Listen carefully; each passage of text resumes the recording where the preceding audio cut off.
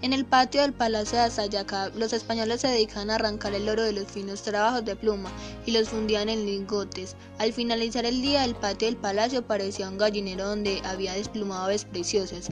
Volaban plumas por el aire, huérfanas de arte. Volaban por todos lados junto con los sueños de quienes las habían imaginado, quienes las habían elaborado.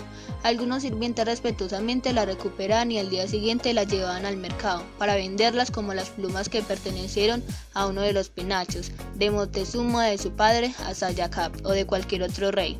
La gente las compraba y las valoraba, pero al hacerlo su indignación crecía y crecía, junto con el precio de los cuchillos y flechas de obsidiana.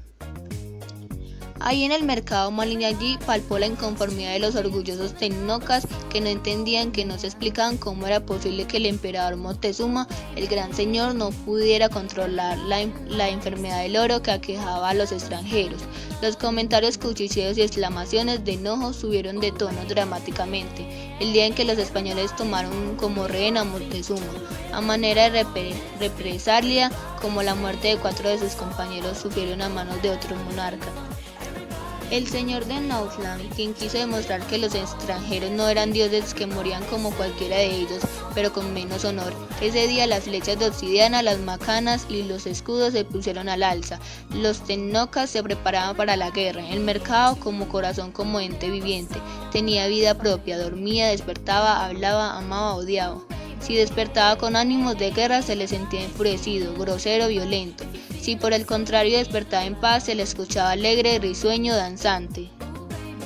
Los cambios podían darse de un día para el otro, y a partir de que Cortés apresó a Moctezuma, el mercado entró en un juego vertiginoso de acontecimientos. Cuando en una ceremonia Moctezuma juró obediencia al rey Carlos y aceptó su soberanía sobre la nación mexicana, el mercado explotó en injurias, hubo llantos de rabia y dolor. Cuando Cortés prohibió los sacrificios humanos y en un acto de violencia subió al templo de Huitzilopochtli, se enfrentó con los sacerdotes que los custodiaban, los venció y luego con la ayuda de una barra de hierro golpeó la máscara de oro que cubría la cabeza del ídolo y lo destrozó, colocando en su lugar una imagen de la Virgen María. El mercado mostró todos los rostros de la indignación. Los puestos donde vendían pellas de copal fueron los más visitados. Todo el mundo quiso comprar incienso para realizar en sus hogares una ceremonia de desagravio. El mercado respiraba odio, pero a los pocos días recuperó la tranquilidad. Cortés, para calmar los ánimos, autorizó que se llevara a cabo la fiesta de Tozcap, la celebración mayor que el pueblo mexica realizaba año tras año, en honor a su dios Huitzilopochtli. El mercado de inmediato suspiró y se relajó. Los preparativos para la celebración de la fiesta comenzaron. El amaranto que servía para elaborar las esculturas comibles de Dios subió por los cielos, lo mismo que las plumas de colibrí que se utilizaban para decorarlo. La deidad solar de los mexicas, Huitzilopochtli, había nacido en una pluma que se depositó en el vientre de la señora Coatepec, su madre, y por esta razón se le presentaba con las más bellas plumas. Malignaggi también estaba entusiasmada con la fiesta, era la primera vez que la iba a poder presenciar. Consideraba un privilegio poder observar la celebración. Le gustaba estar en la gran Tenochtitlán, ser parte de ella. A veces cuando regresaba al mercado no podía evitar pensar en lo diferente que habría sido su destino si en vez de haber sido regalada a los mercaderes de Zicalango la hubieran destinado al servicio de Moctezuma. Le habría encantado ser una de sus cocineras. Para Malignaggi aquella fue una noche tormentosa en todos los sentidos. Ese día había comenzado a menstruar. Los caballos lo sentían y se mostraban inquietos. Se tuvo que alejar de ellos y de los hombres para limpiar sus ropas manchadas de sangre y evitar que los caballos alebrestaran. Ofrendó su sangre a la luna para que esa noche estuviera del lado de Cortés. A pesar de estar oculta en una manta de nubes grises, no quería ni siquiera imaginar lo que pasaría con ella si resultaba vencido. Al parecer la luna la había escuchado y recibió su ofrenda. Había contemplado el éxtasis de sus líquidos y respondió favorablemente.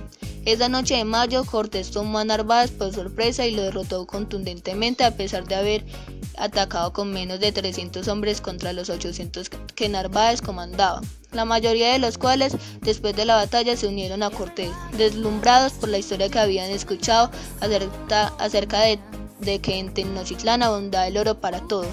Sin embargo, Cortés no tuvo tiempo para celebrar la victoria, pues le llegaron informes de que los mexicas se habían sublevado en Tenochtitlán, debido a que Pedro de Alvarado había llevado a cabo una masacre en el Templo Mayor.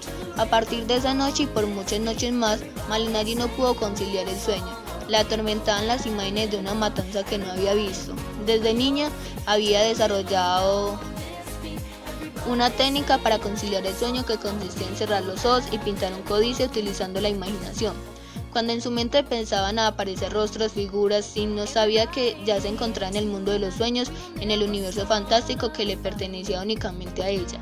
Ese sitio era el lugar de encuentro en sus pensamientos más luminosos, pero también con el de los más aterrorizadores. Era verdad que desde que los españoles habían llegado a Tenochtitlán, los orgullosos tenocas lo miraban con recelo.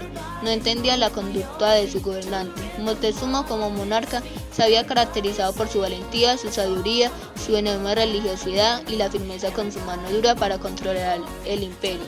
Ante los españoles, en cambio, se mostraba débil y sumiso, por lo que los tenocas no salían de su asombro.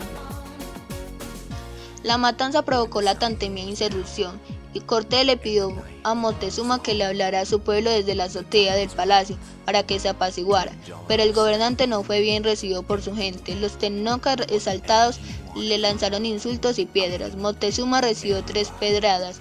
Los españoles dijeron que estas fueron la causa de su muerte, pero según los testimonios de los indígenas, fue asesinado por los propios españoles. Cortés hizo construir 13 bergantines para controlar la ciudad desde los lagos que la rodeaban.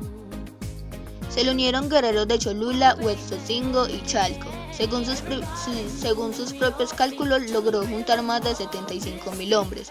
Cuauhtémoc enfrentó la llegada atacando a los españoles cuando transitaban por las calles desde las azoteas de las casas.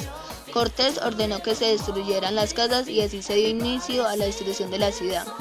En una de sus acciones, Cortés consiguió llegar al Templo Mayor, pero los mexicas los atacaron por la retaguardia, logrando capturar a más de 50 soldados españoles vivos. Esa noche, desde sus campamentos, los españoles escucharon los cantos de victorias y supieron que los soldados capturados habían sido sacrificados en el propio Templo Mayor. A los años, Malinalli tuvo un hijo de Cortés, el cual no sería bien mirado en España por el hecho de ser mestizo. Se fueron a vivir a Coyoacán. Además de esto, llegó a México la esposa de Cortés. Cortés dio una fiesta de bienvenida en el cual Catalina se empeñaba a discutir con Cortés. Se fueron los invitados y en la noche Cortés la mató. Se encontraban nuevamente de conquista. Cuando pasaba por el pueblo donde Malinalli había nacido y había sido regalada, ahí vio a su madre, quien la recibió con aceptación que fue rechazada por Malinalli, ya que no la consideraba una madre. Luego la perdonó en su corazón, ya que Malinalli también había abandonado a su hijo a la edad de 1 año. De esto no se perdonó ella misma, sintió odio por ella misma por haber abandonado a su hijo tal como la habían hecho con ella. Llena de rencor también contra Cortés, lo llevó un día a un monte para decirle que reaccionara, que se alejara de la conquista, que la trate como una persona y le dé libertad para vivir como una familia.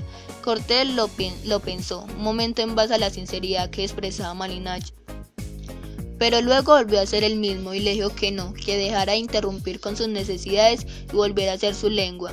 Ese día en la noche, bajo los efectos del alcohol, violentamente Cortés dijo que nadie lo traicionaría, como fuertemente a Malinalli, y le dijo que él seguiría siendo su señor. Pero ella nunca más su señora, y llamó a Jaramillo para dársela como esposa. Así Jaramillo esa noche profanó ella una y otra vez, sintiéndose humillada. Y rindiéndose de castigo se perforó la lengua. Una noche de vuelta de la expedición fallida de las higueras dio a luz a su segunda hija y le puso María. Ella se encontraba a gusto, ya que Jaramillo no terminó siendo un hombre malo. Cuando pisaron tierra firme, se dirigió inmediatamente a buscar al hijo que había abandonado. Lo encontró y él no la reconoció. Lleno de miedo, corrió hasta que Malinalli lo alcanzó.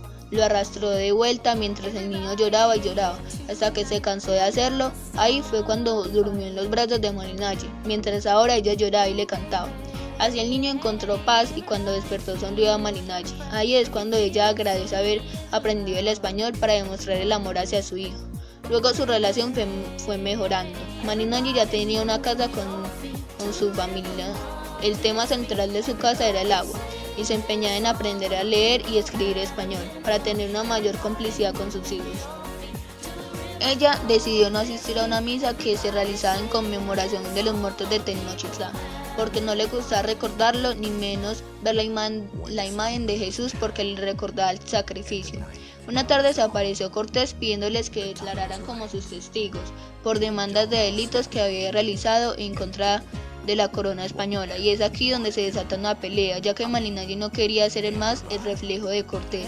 Después de esta pelea con Cortés, ella siente que su alma se evaporó y que debe recuperarla desde la misma manera que Quetzalcóatl, dirigiéndose al fondo de la tierra para luego renacer un día para reencontrarse con ella misma y deja de ver odio en Cortés.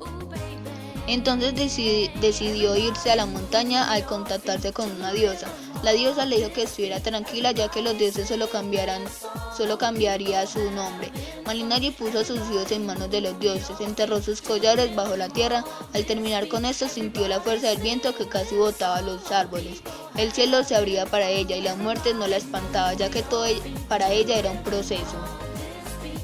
Luego regresó donde su esposo y sus hijos. Llena de paz, pasó un buen día con ellos, y luego en la noche salió de su casa a pintar un códice que representaba una deidad cuidando a su familia. Luego de esto, en los canales de su hogar se consumió su cuerpo. Sus ojos fueron estrellas, como su cuerpo se expandió en la tierra, el agua, el aire y la piedra. Volvió a formar parte de la tierra y morir. De esta manera murió en un día 13 que cada año Jaramillo y sus hijos celebraban a su manera, escribiendo poemas en idioma náhuatl y llenando el patio de flores.